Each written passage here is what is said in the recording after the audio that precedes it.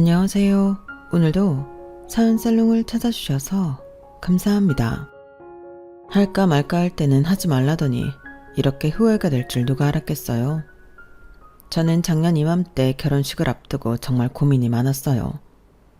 남편이랑 결혼을 앞두고 싸웠던 것도 아니고 시댁에서 혼수나 예단 문제로 트집을 잡았던 것도 아니었는데 말이에요. 그렇다고 저희 친정에서 결혼을 반대했던 건 더더욱 아니었기 때문에 저 스스로도 이런 반응이 당황스러웠어요. 결혼을 앞두고 딱히 나쁠 것도 없는데 미묘하게 마음이 불편한 상태가 지속돼서 정말 환장하겠더라고요.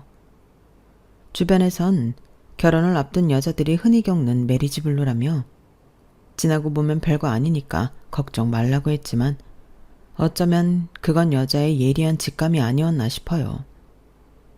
물론 그때는 내 결혼 생활이 이렇게 금방 끝나게 될 줄 몰라서 저 역시도 지나는 바람처럼 대수롭지 않게 생각했지만 말이에요.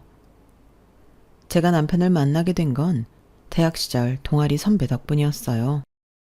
딱히 선배가 우리 두 사람을 소개시켜주거나 했던 건 아니었지만 선배 집에 드나들다가 알게 됐고 그러다 눈이 맞았으니 선배 덕분이라고 하는 게 맞지 않을까 싶어요. 선배는 돈 많은 부모님 덕분에 30도 안 된 나이에 건물 한 채를 증여받았는데 그 집 옥탑방은 저희 동아리 사람들한테 있어서 제2의 동아리방 역할을 했어요. 학교 강의를 마치면 누가 먼저랄 것도 없이 다들 술과 안주를 사들고 선배네 옥탑으로 향했거든요. 저 역시도 그중 하나였어요. 그런데 졸업을 앞두고 일본으로 배낭여행을 떠났던 선배가 하루아침에 사라져버린 거예요. 한 달 뒤에 있었던 졸업식에도 오지 않은 채 선배는 조금씩 우리들 기억에서 사라져갔어요. 가끔씩 술자리에서 선배 얘기가 나오는 적도 있었지만 진지하게 선배를 걱정하는 느낌이라기보다는 안주거리에 가까운 가벼운 관심에 불과했어요. 죽었나 살았나 하는 정도였으니까요. 그런데 그런 선배가 딱 1년 만에 소리 소문 없이 나타난 거예요. 하루는 학과 게시판에 아르바이트생을 구하는 구인 광고가 붙었는데 거기 주소가 선배네 건물이더라고요. 어떻게 알았냐고요? 저희 동아리 사람들이 선배네 옥탑을 뻔질나게 드나들면서 배달 음식을 한두 번 시켜 먹었겠어요? 지금처럼 배달 앱이 있던 시절이 아니라서 주문 전화를 할 때 집 주소를 말을 해야 했고 그러다 보니 자연스레 외우게 됐던 거죠. 아무튼 선배 건물 1층에 생겼다는 일본 라멘집의 구인 광고를 보고는 이력서를 들고 달려갔어요. 위치가 학교 근처기도 하고 시급이 좋은 데다 마침 하던 과외가 잘려서 아르바이트 자리도 필요했거든요. 불과 1년 전까지만 해도 뻔질나게 드나들던 놀이터에 일을 하겠다고 찾아왔다는 게 왠지 웃겼어요. 선배가 여전히 이 집에 살고 있었다면 절대 벌어지지 않을 일 같았거든요. 제가 이렇게 단언할 수 있는 건 선배는 타고난 배짱이족이었기 때문이에요. 자기 입으로도 돈 많은 부모 밑에 태어나지 않았다면 자신은 게을러서 굶어 죽었을 거라고 했을 정도니까요. 그런데 사람 일은 모르는 거라더니 글쎄 아르바이트 면접을 보러 갔던 그곳에서 선배를 만났지 뭐예요. 그것도 저를 면접하기로 한 사장으로 말이죠. 수민아, 네가 여긴 왜 왔냐? 알바하게? 그러는 선배는 연락도 없이 사라져 놓곤 왜 여기 있어요? 그동안 집에 숨어있기라도 한 거예요? 동아리 사람들이 얼마나 걱정했는데. 거짓말을 조금 보태서 한 말이었는데 선배는 그 말에 미안하긴 했던가 봐요. 원래 그런 성격이 아닌데 그날은 구구절절 제게 설명을 해주더라고요. 졸업을 앞두고 떠난 일본 배낭여행에서 선배는 인생 라멘을 만나게 됐다나 봐요. 무작정 라멘집 주인한테 일을 배우고 싶다고 했고 몇 번의 거절 끝에 승낙을 받을 수 있었대요. 다만 워낙 협소한 가게라서 직원이 필요치 않은 곳이라 급여는 받지 않기로 했다나 봐요. 그래도 가게에서 숙식을 해결하면서 라멘 비법을 배웠으니 손해는 아니었던 거죠. 그렇게 1년 가까이 일을 배운 선배는 드디어 한국에 돌아와 가게를 차리게 된 거예요. 반년 가까이 비어있던 1층 카페 자리에 리모델링을 해서 라멘집으로 꾸민 거였죠. 한국을 떠나니 그 사이 건물 관리를 제대로 못해서 세입자들이 많이 나가버린 탓에 자금이 부족했던가 봐요. 가게 리모델링은 혼자 2달 동안 밤낮 없이 했다더군요. 아무래도 선배가 조속과 출신이다 보니 리모델링 솜씨가 완전 프로 솜씨나 진배 없었어요. 아무튼 선배는 대학 시절 탱자탱자 놀만 살았지만 1년 동안 일본 라멘집에서 일하면서 많은 걸 느꼈던 모양이에요. 말로는 노동의 신성함을 깨달았다는데 그래서인지 학창시절 하루가 멀다 하고 만나서 놀던 동아리 사람들과는 일절 연락을 끊었더라고요. 선배한테 있어서 동아리 사람들은 과거 방탕했던 자신을 떠올리게 하기 때문에 거리를 두고 싶었던 것 같아요. 제가 생각해도 저희 동아리 사람들이 좀 그렇긴 하거든요. 만나서 영화 보고 영화에 대한 지식 뽐내면서 남이 만든 영화 까내리고 그러다 술 마시고 신세 한탄하는 게 일상인 사람들이니 가깝게 지내서 뭐가 좋겠어요. 저도 3학년이 되고부터는 동아리 활동을 접고 학점 관리에 들어갔기 때문에 선배 마음이 이해가 되더라고요. 아무튼 이런 마음이 통한 덕분인지 선배는 저를 알바생으로 받아주었어요. 그러면서 동아리 사람들한테는 자신이 한국에 돌아온 걸 비밀로 해달라고 하더군요. 저 역시도 동아리 사람들과 연락을 끊고 산 지 좀 됐기 때문에 어려울 일도 아니라서 그러겠다고 했어요. 제가 금요일을 제외한 주 4일을 학교에 나가게 돼서 아르바이트는 금, 토, 일, 3일을 풀로 하게 되었어요. 원래 평일 4일을 반타임 근무를 할까도 생각했었는데 아무래도 풀타임 3일보다 돈이 안 돼서 그냥 주말에 하는 걸로 했어요. 주말이라고는 해도 금요일을 포함해서 하는 거라서 직장인들과 대학생들도 꽤 오고 주말엔 동네 주민들이 많이 찾는 것 같았어요. 남편 역시 그런 손님 중 하나였어요. 대부분의 손님들은 미소 라면을 찾는 것과 달리 남편은 버터 소금 라면만 먹었어요. 교환학생으로 일본에서 1년 정도 지냈다고 하는데 그때 현지인 추천으로 먹어보고는 반했다더군요. 하지만 한국에 돌아와서는 버터 소금 라면을 파는 곳을 못 찾아서 먹을 수 없었는데 이렇게 먹게 됐다며 엄청 좋아했어요. 일주일에 2-3번은 와서 버터 소금 라면을 먹다 보니까 사장인 선배하고도 그렇고 알바생인 저와도 많이 친해졌어요. 그렇다 보니 손님이 뜸한 날이면 일부러 남편을 가게로 불러내서 셋이서 가게 문을 잠그고 술판을 벌이기도 했어요.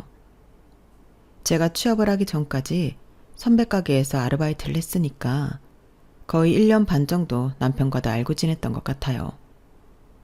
선배 가게에서 일한 때는 그저 오빠 동생으로 지내다가 취직을 한 뒤 이런저런 도움을 받게 되면서 가까워지게 됐고 연인 관계로 발전하게 됐어요. 사람 마음이 참 간사한 게 우리가 사귀기 전에는 선배랑 셋이서 정말 자주 뭉쳐서 놀았거든요. 그런데 막상 우리가 사귀고부터는 그게 안 되더라고요. 언제부턴가 선배가 제 남편 눈치를 보기 시작했거든요. 대학생 시절 동아리 활동을 할 때부터 알고 지낸 사이라서 사실 선배와는 동성에 가깝다시피 할 정도로 가리는 게 없었어요. 그런데 우리 사이의 그런 모습이 남편이 보기에는 이상했던가 봐요. 선배가 평소처럼 저를 툭툭 치거나 심한 말장난을 했더니 남편이 기분 나쁜 티를 내더라고요. 선배가 바보가 아닌 이상 그런 걸 알고도 어떻게 제게 전처럼 대할 수 있겠어요. 단지 그것만 문제였다면 선배가 조심하는 걸로 정리할 수 있었겠지만 그 외에도 문제가 있었어요. 부산으로 여행을 갔다고? 그것도 2박 3일 동안? 선배랑 둘이 갔다는 게 아니라 동아리 사람들이랑 다 같이 갔었어. 명색이 영화 동아리인데 부산국제영화제 정도는 참석해줘야 하잖아. 근데 선배, 우리 그때 영화 몇 편 못 보지 않았나? 얌마, 그게 누구 때문인데. 그때 넌 낮술 마시고 취하는 바람에 나랑 혜준이랑 얼마나 고생했는 줄 알아? 기집애가 안주는 뭘 그렇게 먹어댔는지 온 사방에 토해놓고 아유 그때 생각하면 아직도 속이 울렁거린다. 가만 보면 너도 제정신 아냐. 어쩌다가 공유하고 있는 추억이 툭 튀어나오면 누가 먼저랄 것도 없이 그때로 돌아간 기분에 취해 신나게 떠들곤 했어요. 그리고 그럴 때마다 남편은 불쾌한 기색을 그대로 드러냈어요. 이러니 남편 눈치 보여서 뭘 할 수 있겠어요. 기껏 시간을 내서 셋이 만나도 전처럼 편하지가 않았어요. 서로 눈치를 보게 됐거든요. 선배는 남편 눈치를 보고 저는 선배랑 남편 눈치를 보고 남편은 나름대로 눈치를 보고 말이죠. 그러다 자연스럽게 멀어지게 되었어요. 그런데 그런 식으로 멀어진 사람이 선배뿐만이 아니더라고요. 제 대학 동기들도 그렇고 심지어 직장 동료들까지도 점점 멀어지게 되었거든요. 저도 그걸 인지하지 못하고 지내다가 중간에 남편이랑 잠깐 헤어졌던 때가 있었는데 그때 그걸 깨닫게 되었어요. 하루는 대학 동기를 만났는데 동기가 저를 보자마자 대뜸 그러는 거예요. 너 그 남자랑 헤어졌구나? 어떻게 알았어? 당연한 거 아니냐? 그 남자랑 아직도 만나고 있다면 네가 나한테 만나자고 연락을 했겠어? 남의 연애사에 이러쿵저러쿵 하고 싶진 않지만 그 남자 정말 별로였어. 너 그 남자 사귀면서 애들이랑 연락 다 끊긴 거는 아니?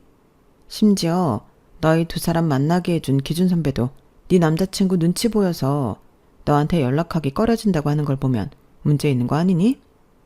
암튼 한 번만 더 남자 문제로 연락 끊기면 그땐 가만 안 둘 줄 알아? 동기는 그동안 많이 서운했던지 볼멘 소리를 했어요. 그러고 보니 남편이랑 사귀면서 제일 많이 들었던 말이 걔랑 놀지 마였어요.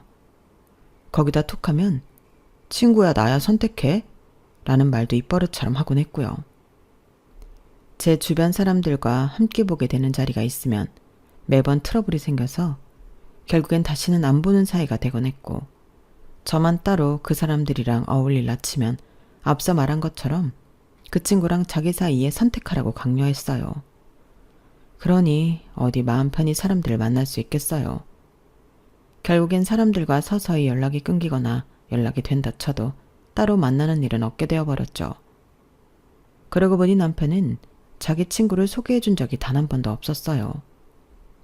딱 한 번 남편이랑 극장에 갔다가 회사 동료와 마주친 적이 한 번 있긴 한데 그마저도 제게 소개 없이 바로 헤어졌기 때문에 만났다고 하기도 좀 그렇네요. 아무튼 남편과 연애하는 동안 제 옆에는 남편 외에 그 누구도 머무를 수 없었어요. 남편이 그걸 참지 못했거든요. 그걸 아니까 저도 남편 외에는 곁을 내주지 않았어요. 그래도 그때는 내가 좋아하는 사람이 싫어하니까 당연한 거라고 생각했는데 남편과 헤어진 이후에야 그게 당연한 게 아니란 걸 알게 된 거예요. 지금껏 몇 년 동안 이 남자의 말에 휘둘려 세뇌당했다는 사실을 깨닫자 멘붕이 오더라고요. 그래서 한동안은 연애고 뭐고 다 필요 없다고 생각했어요. 내 자신이 강해지는 게 중요하다는 생각뿐이었거든요. 그때 정신 수양을 위해 요가도 배우고 독서도 많이 했던 것 같아요. 1, 2년 그렇게 한다고 하루아침에 많은 게 변하지는 않겠지만 그래도 내가 할 수 있는 작은 것부터 차근차근 해 나간다면 어제보다는 조금 나은 오늘을 맞을 수 있지 않을까 생각했거든요. 그렇게 조금씩 자신감을 채워가던 어느 날 선배의 라멘 가게에 갔다가 헤어진 지 2년 만에 남편을 보게 된 거예요. 그동안 저는 선배 가게에 자주 다녔지만 남편이 온 적은 한 번도 없었던 터라 저도 선배도 많이 놀랐어요. 그런데 그것보다 더 놀라웠던 건 그 사이 많이 변한 남편의 외모였어요. 꽤 건장한 체구였던 남편이 호리호리하다고 느껴질 정도로 살이 많이 빠졌더라고요. 2년 만에 만난 남편한테 아무런 감정을 못 느끼는 저와는 달리 남편은 저와 눈도 제대로 못 마주칠 정도로 많이 떨더라고요. 그걸 보면서 속으로 조금은 통쾌했어요. 남편이랑 제가 헤어진 이유가 떠올랐거든요. 남편은 원래 대기업이라고 하기엔 조금 급이 떨어지는 회사에 다니고 있었는데 이직을 하면서 레벨업해서 이름 있는 대기업에 들어갔어요. 그런데 그때부터 사람이 변하기 시작하더라고요. 저는 대학 졸업 후 스타트업 회사에 다니고 있는데 자꾸 제 선택에 관여를 하려고 하는 거예요. 그런 회사 다녀봐야 경력으로 쳐주지도 않아. 그러게 내가 뭐라 그랬어? 정 안 되면 공기업이라도 노려보라고 했잖아. 그 정도는 돼야 어디 가서 명함이라도 내밀지. 말이 좋아 스타트업이지 월급도 얼마 안 되고 언제 없어질지도 모르는 회사를 뭐하러 기를 쓰고 다니느냐고. 급 떨어져서 정말. 자기 지금 말 다 했어? 우리 회사가 뭐 어때서? 애플이니 삼성이니 현대니 처음부터 대기업이었는 줄 알아? 처음엔 다 소규모 회사였지만 사주랑 직원들이 노력해서 지금의 기업을 만들어낸 거라고. 우리 회사가 그렇게 되지 않을 거라고 누가 장담해? 세상 일 모르는 거잖아.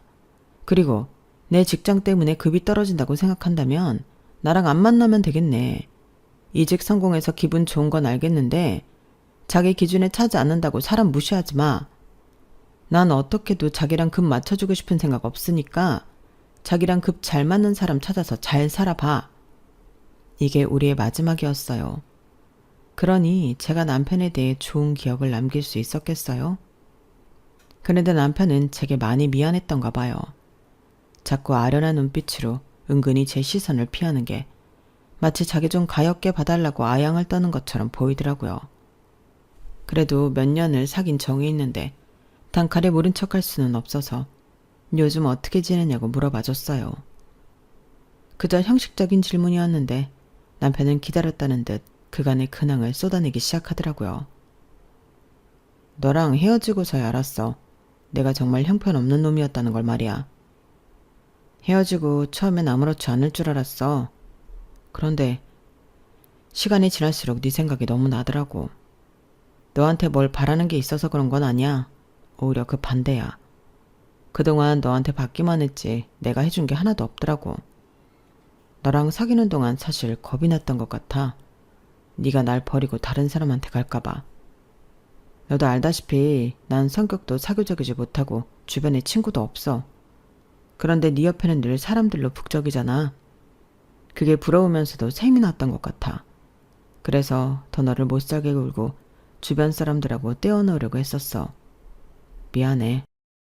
헤어진 지 2년이나 됐는데 이제 와서 이렇게까지 구구절절하게 사과할 일인가 싶었어요. 그러면서도 한편으로는 가슴 한구석에 감춰두었던 멍자국이 조금은 옅어진 기분이 들었어요.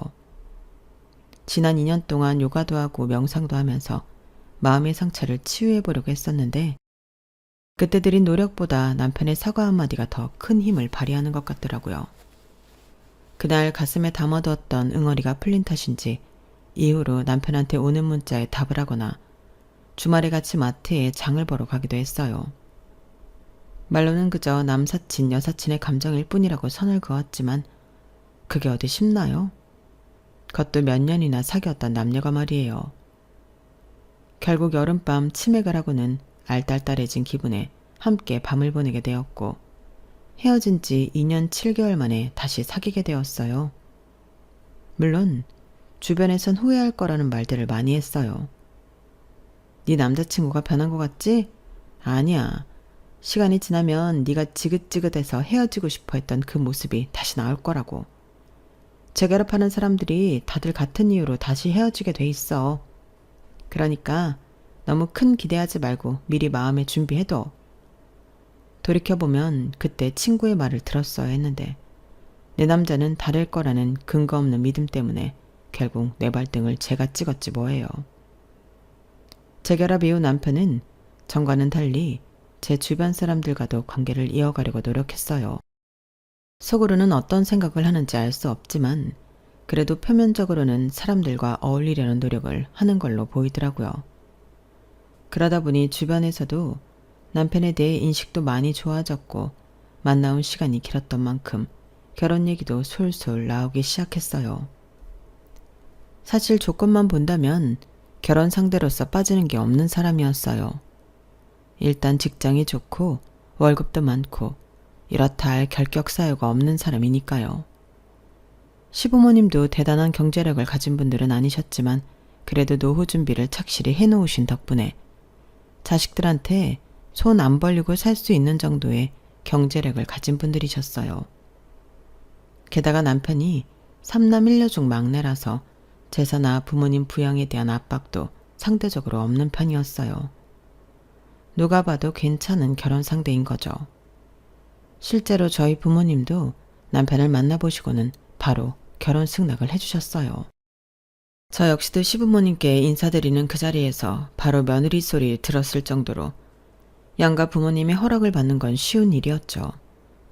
막히는 거 없이 너무 순조롭게 모든 일이 풀려나가서 되려 겁이 날 정도였어요.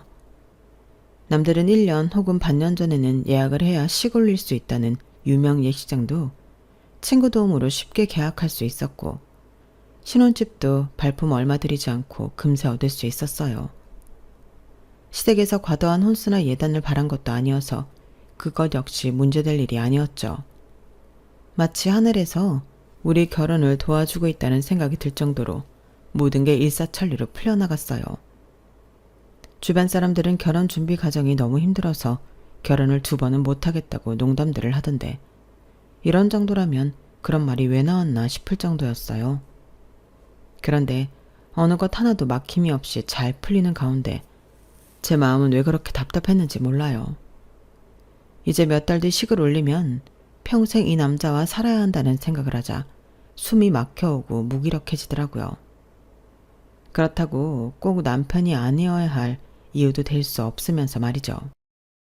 제가 하도 불안해하니까 하루는 엄마가 그러시더라고요.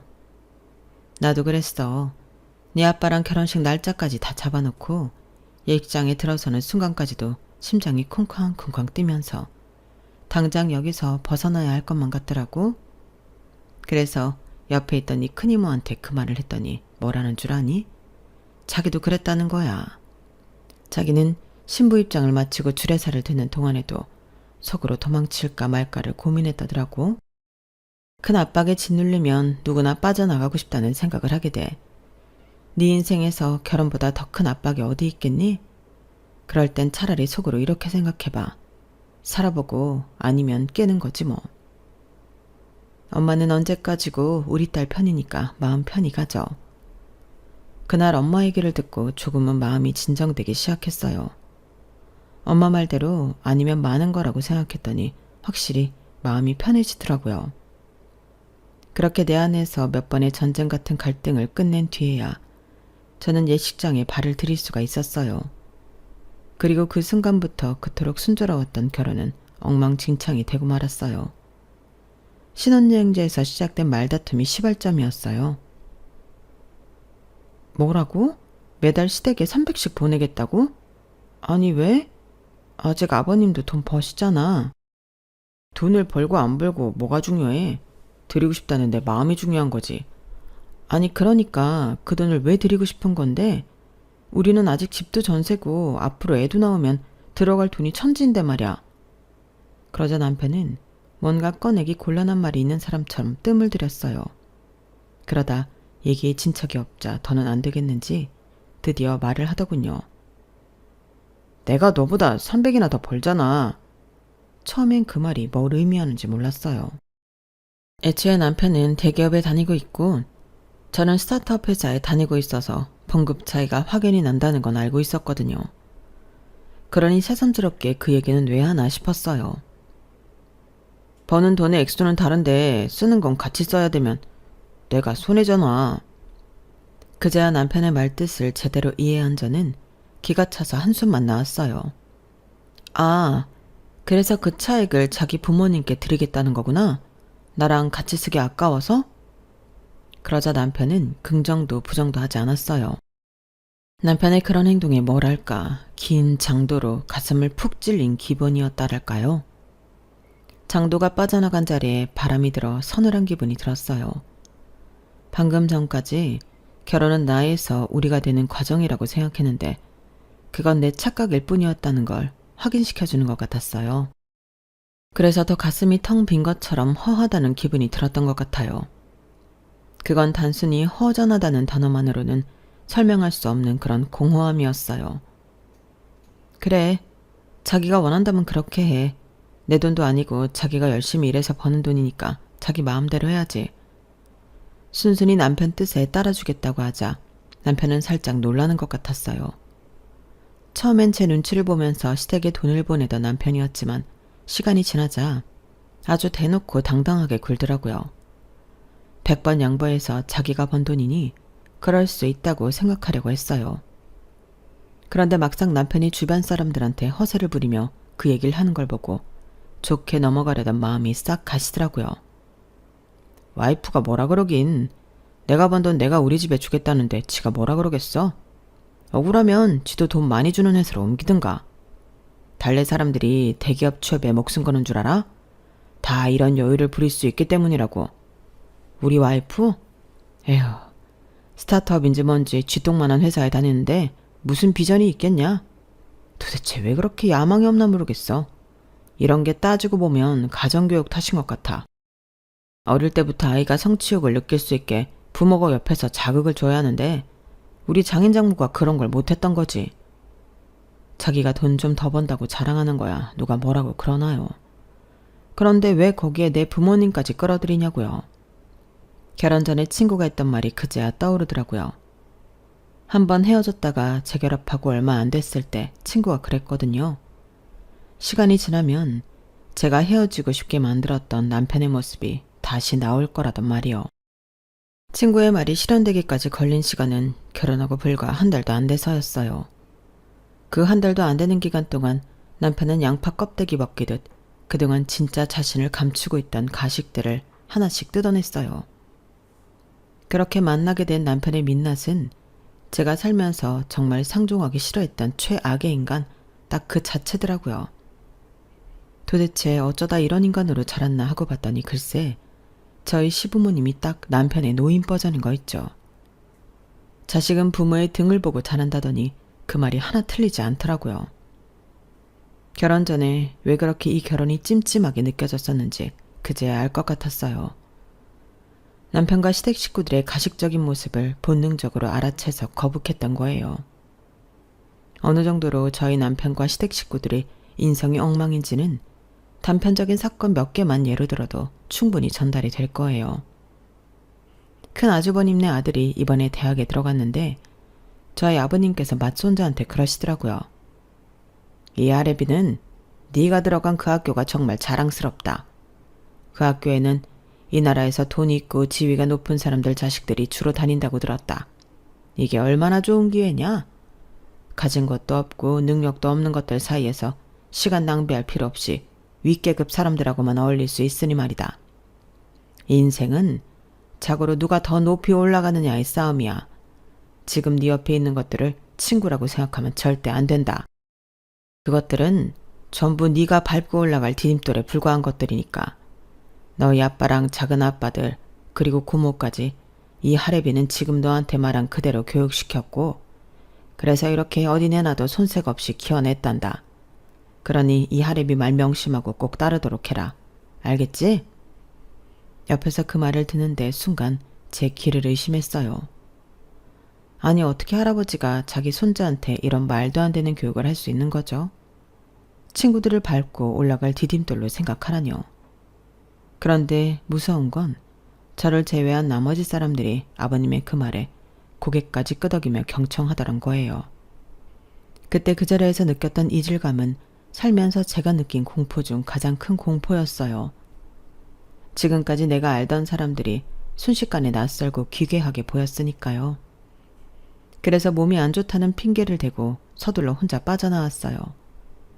그 자리에 더 앉아있다가는 구역질을 할 것 같았거든요. 이후에도 가족 모임이 있을 때면 아버님은 말도 안 되는 소리를 하시며 가족들한테 성공한 인생을 사는 법에 대해 말씀하셨어요. 자기보다 약한 것들한테는 강압적으로 대해야 차후에 기어오르지 못한다거나 나를 이끌어줄 수 있는 능력이 있는 상사라면 내 아내까지 내어줄 각오를 해야 한다는 둥 진짜 토 쏠리는 개소리들이었어요. 그러면서 식구들이 자기 경험담을 으스대며 떠들어대는데 지옥이 있다면 여기가 지옥이겠다 싶더라고요. 지위가 높고 돈이 있는 사람들한테는 이보다 비굴할 수가 없을 정도로 굴고 자신한테 도움이 안 되는 사람들한테는 매정하다 못해 가혹할 정도로 대하는 모습이 바로 이 가족의 실체더라고요. 그나마 그 중에서 가장 덜했던 게 제 남편이더라고요.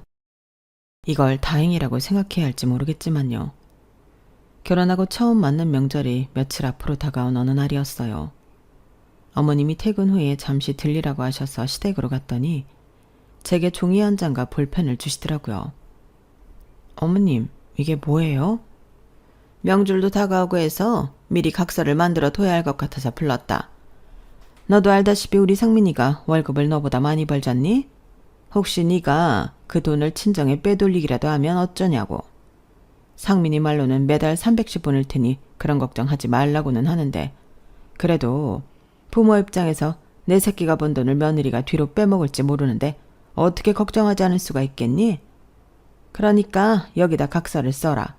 내 아들이 번 돈에서 단돈 1원도 네 친정으로 보내지 않겠다고. 만약 그랬을 시엔 보낸 돈의 100배를 우리한테 보상하겠다고 말이다. 어서 안 쓰고 뭐하니? 퇴근길에 느닷없이 끌려와 이런 말도 안 되는 각서를 쓰라니 제정신인가 싶었어요.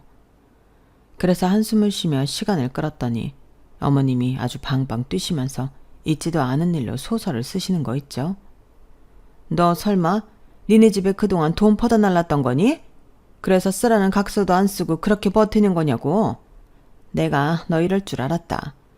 며느리 중에 학벌이 좋은 며느리가 들어와서 다행이다 했더니 그 좋은 머리를 이런 데 쓸 줄 누가 알았다니? 너 지금까지 얼마나 보냈어? 내 아들이 벌어온 돈 얼마나 친정에 빼돌렸냐고. 말 안 하니? 경찰을 불러야 대답하겠어? 어머니 뭐예요? 제가 무슨 돈을 빼돌려요? 저희는 각자 월급에서 공동 생활비만 빼고 나머지 돈은 각자 관리해요. 그이가 번 돈은 애초에 구경도 못한다고요.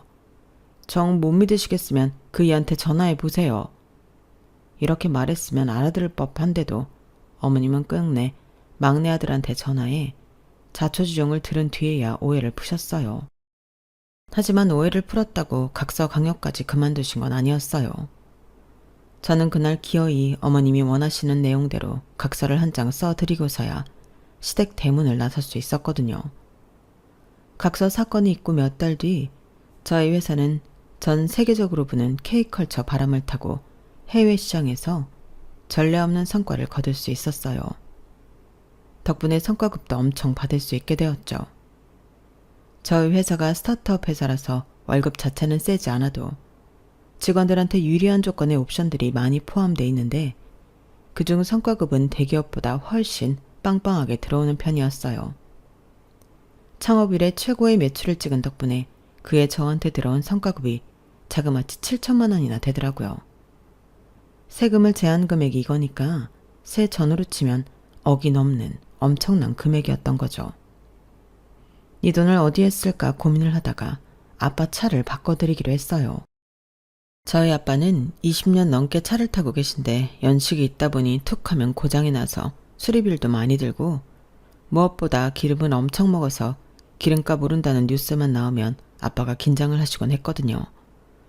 그래서 이참에 전기차나 아니면 하이브리드로 바꿔드리려고 차를 알아봤어요. 카탈로그를 받아다 주말에 집에서 살펴보고 있는데 그걸 본 남편이 대뜸 차 바꿀 거냐고 묻더라고요. 그래서 그렇다고 했더니 돈이 어디서 왔냐고 묻길래 성과급 받았다고 얘기했어요. 그랬더니 저보다 더 신이 나서는 나보다 더 적극적으로 차를 고르지 뭐예요. 혹시 이 사람이 우리 차 바꾸는 줄 알고 일어나 싶어서 아빠 차 바꿔드리려고 그런다고 확실하게 말했어요. 그랬더니 말이 끝나기가 무섭게 손에 들고 있던 카탈로그를 바닥에 팍 던지지 뭐예요. 아이씨, 야, 그걸 왜 이제 말해? 난 또 네가 우리 차 바꾼다는 줄 알았잖아. 그리고 그 돈으로 왜 니네 아빠 차를 바꿔주냐? 그거 공동재산이잖아. 자기도 자기 월급 시댁에 보내잖아. 그럼 나도 그래도 되는 거 아니야? 피차 일반인데 뭘 그렇게 화를 내? 야, 이게 그거랑 같냐? 난 너보다 연봉이 높아서 생긴 차액만 우리 집에 보내는 거고 넌 특별 보너스인 셈이잖아. 그러니까 그건 공동재산에 넣어야지. 남편은 끝까지 물고 늘어지며 제 성과급을 자기와 같이 써야 한다고 말도 안 되는 주장을 펼쳤어요. 와, 자기 정말 이기적이다. 자기가 더 버는 월급은 내가 쓸까봐 아까워서 자기 엄마한테 다 보내면서 내가 번 성과급은 같이 쓰자고? 이게 무슨 말도 안 되는 개소리야. 됐어. 난 이런 일로 자기랑 말싸움하기 싫으니까 그만해. 난 예정대로 이 돈으로 우리 아빠 차 바꿔줄 거야. 그러자 남편이 불같이 화를 내며 그러더라고요. 너야말로 이게 무슨 개매너야. 넌 같이 사는 사람에 대한 매너도 없니? 까놓고 말해서 너 아프면 누가 간호해주겠어? 니네 부모가 달려와서 간병하겠니? 바로 옆에 잠들어 있는 내가 가겠니? 그럼 굳은 일은 내가 하고 차는 니네 부모가 챙긴다는 게 말이 돼? 이건 누가 봐도 안 될 소리야. 구질구질하게 외출과 외인인 딸한테 차를 구걸해? 거지 새끼도 아니고. 안 그래도 단어 선택이 아슬아슬하던 남편이었는데 급기야 선을 넘고 말았어요. 그래놓고는 자기가 뭘 잘못했는지도 모르더라고요. 뭐? 거지 새끼? 당신 말 다 했어? 틀린 말은 아니잖아. 자식한테 빌 붙어서 차까지 받아갈 판인데 거지 새끼가 아니면 뭐겠어? 뭐? 그럼 니네 부모도 거지 새끼겠네. 매달 너한테 300씩 받았으니까. 제가 똑같이 맞받아 쳐주자 순간 광분한 남편은 집안 살림까지 집어던지며 화를 냈어요.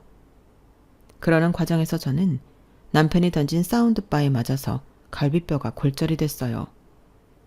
제가 가슴을 움켜쥐고 아프다고 숨도 잘 안 쉬어진다고 하는데도 쇼하지 말라면서 빈정대던 남편은 119 대원들 손에 제가 실려가자 그제야 겁을 집어먹곤 사색이 됐어요.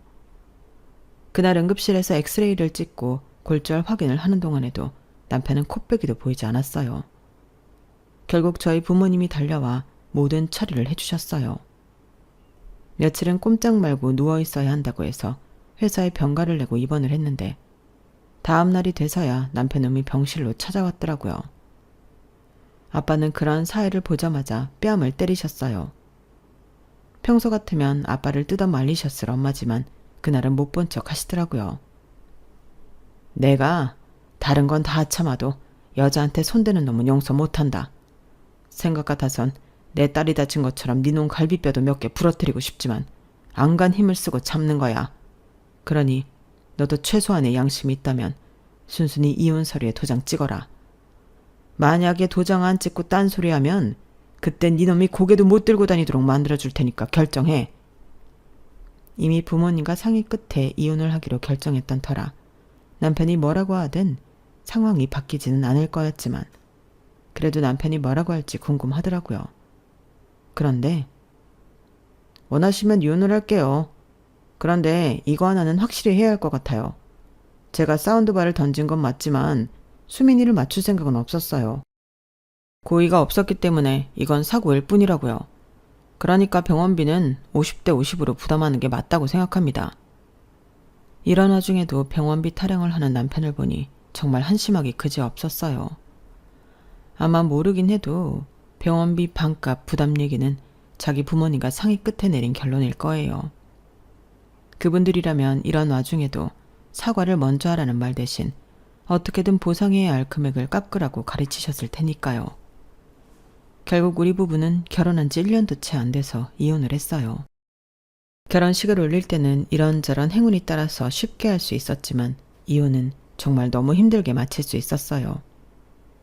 일단 남편과는 합의가 되지 않아서 벅점 싸움까지 벌이게 되었고 그런 과정에서 서로의 치부는 물론 주변 사람들한테까지 저희의 결혼 생활이 까발려지게 되었거든요.